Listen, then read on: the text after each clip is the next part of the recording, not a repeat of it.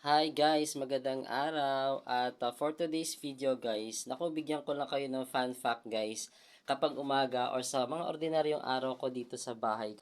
Ayan guys, naisip ko lang na ipakita sa inyo guys kung ano yung mga actual na kaganapan dito sa aking mga pets or cats. Ayan, sa mga baby cats ko guys kapag araw. Ito kami guys, kung papansin ninyo.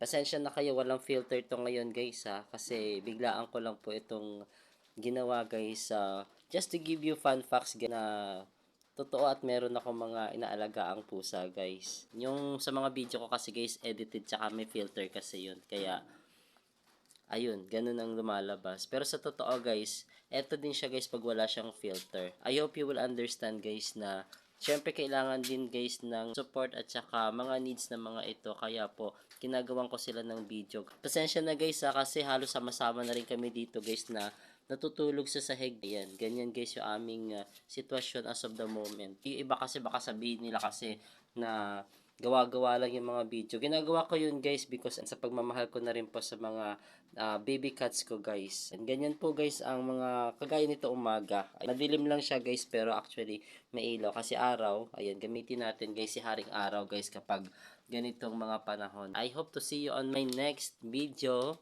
Maraming salamat. I really appreciate guys kung makikita nyo guys yung sitwasyon na ating mga baby cats dito.